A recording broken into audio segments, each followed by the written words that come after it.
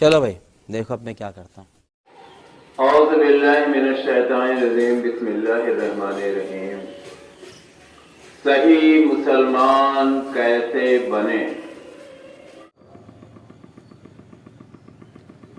2 مرتبہ ہے حی علی الفلاح، آؤ کامیابی کی طرف، آؤ کامیابی کی طرف. کون بلا رہا ہے؟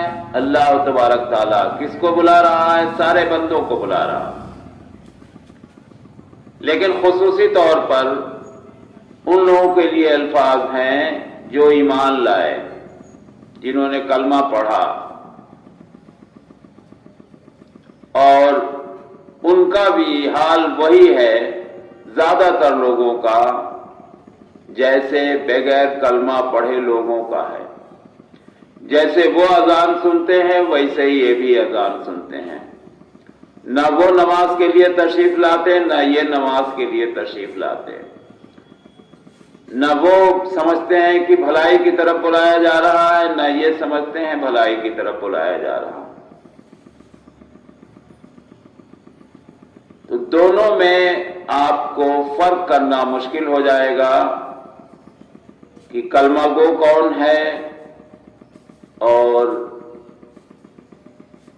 بغیر ایمان والا کون ہے.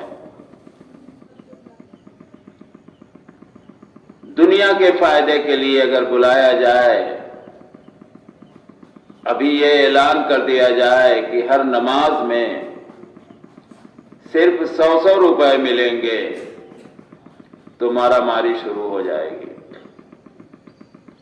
تب کسی کی جس کی نیند نہیں کھل رہی ہے فجر کے ٹائم، اس کو نیند ہی نہیں لگے گی، اور وہ اپنے گھر کے ہر فرد کو لے کر مسجد میں حاضر ہو جائے گا.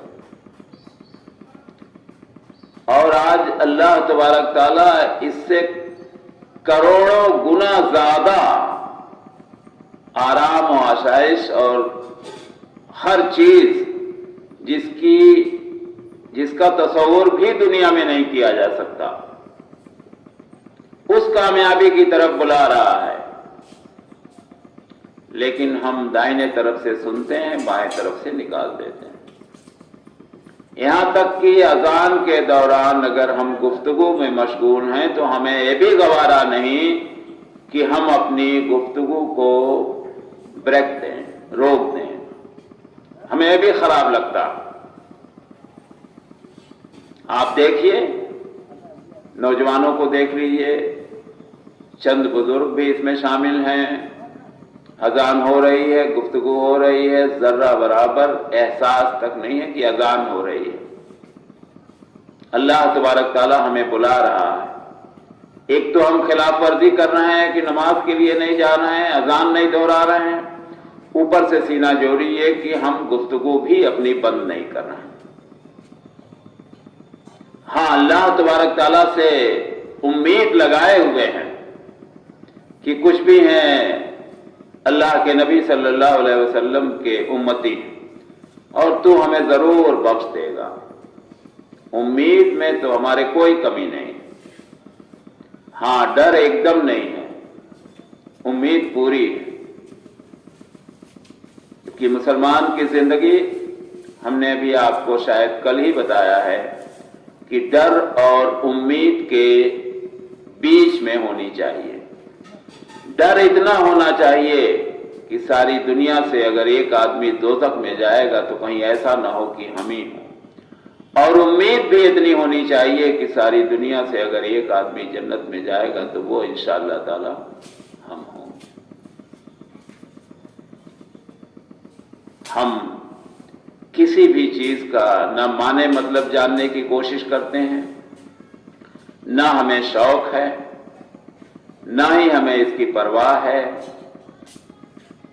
یہ روزمرہ کی بات ہو گئی ہے کہ آدمی کہتا ہے، دوسرا آدمی سنتا ہے، پھر اپنی اپنی روش پر ہر آدمی لگا ہوا ہے. ٹھیک ہے، اللہ تبارک تعالیٰ نے ہم سب کو آزاد کیا ہے، وعدہ کیا ہے کہ ہم سب کو روزی دے گا، ہم سب کو کھانا کپڑا دے گا، ہم سب کی ساری ضرورتیں پوری کرے گا، اور یقیناً وہی پوری کر رہا ہے اور پوری کرے گا بھی. لیکن یہ بات نوٹ کر لیجئے کہ ایک نہ ایک دن وہ ضرور آئے گا جب ہم کو آپ کو اللہ تبارک تعالی کا سامنا کرنا پڑے گا، اور اس دن شرمندگی کے علاوہ ہمارے آپ کے پاس کوئی جواب نہیں بن پڑے گا کہ جب تمہیں بلایا جاتا تھا حی علی الصلاۃ، حی علی الفلاح، آؤ نماز کی طرف، آؤ کامیابی کی طرف، 10 بار آوازیں تمہارے کانوں میں گونجتی تھی اور تم کسی بھی اذان کا جواب دینا تو دور، نماز پڑھنا تو دور، تم اپنی گفتگو تک بند نہیں کرتے تھے۔ اب اس وقت اگر اللہ تبارک تعالیٰ نے ہم سے حساب مانگ لیا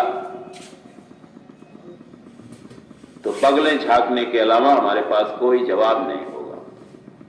آپ کو، ہم کو، سب کو کہنا پڑے گا اے اللہ تعالیٰ یقیناً تیری پکار ہمارے کانوں تک پہنچتی تھی، میں 10 مرتبہ سنتا تھا۔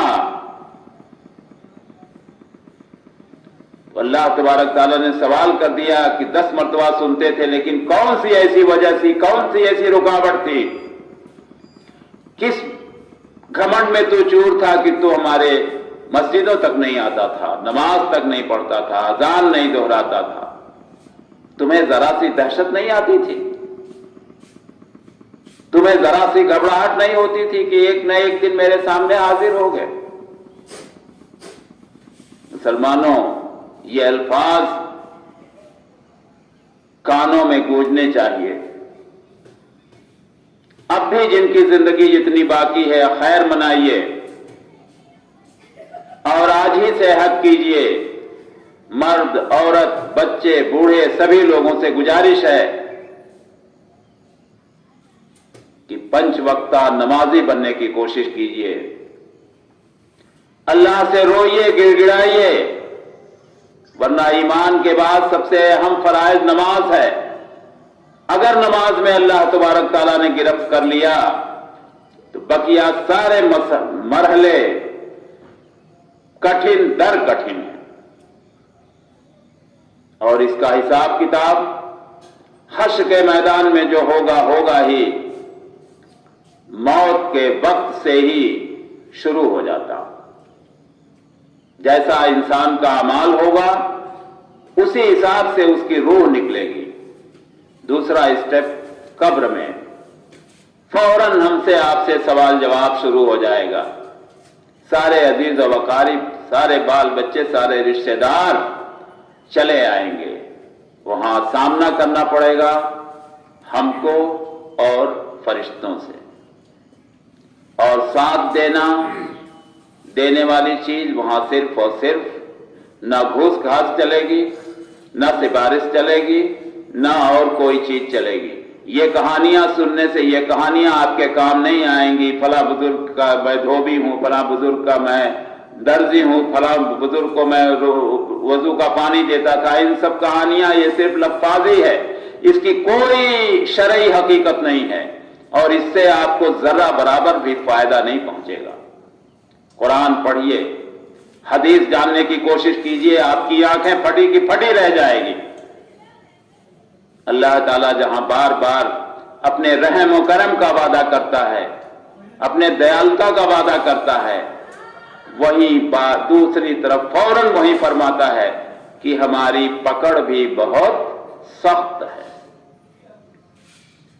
صرف آپ کو یہ کہانی سنائی جائے، صرف آپ کو یہ واقعہ سنایا جائے کہ ایک آدمی کتا پیاسا تھا، اپنا رومال یا گمچھا جو بھی ہے کنویں میں ڈال کر اس کو نچوڑ کر پانی پلایا، اللہ تبارک تعالیٰ نے اسے جنت میں بھیج دیا، یقیناً بھیج دیا۔ لیکن وہی کہانی دوسرا بھی ایک واقعہ ہے کہ ایک عورت نے ایک کمرے میں ایک بلی کو بند کر رکھا تھا بھوک پیاس سے، اور وہ بلی تڑپ تڑپ کر مر گئی۔ اسی بنا پر اس کو اللہ تبارک تعالیٰ نے دوزخ رسید کیا۔ تو ایک طرف چھوٹے سے عمل پہ اتنا بڑا انعام ہے، دوسری طرف اتنے ہی چھوٹے سے عمل پر اتنی سخت سزا بھی اللہ تعالیٰ نے بتا دیا۔ تو ہمیں کہانی کا دوسرا رخ، واقعات کے دوسرے رخ سے بھی واقفیت ہونی چاہیے، تبھی ہم صحیح مسلمان بن سکتے ہیں۔ السلام علیکم ورحمۃ اللہ۔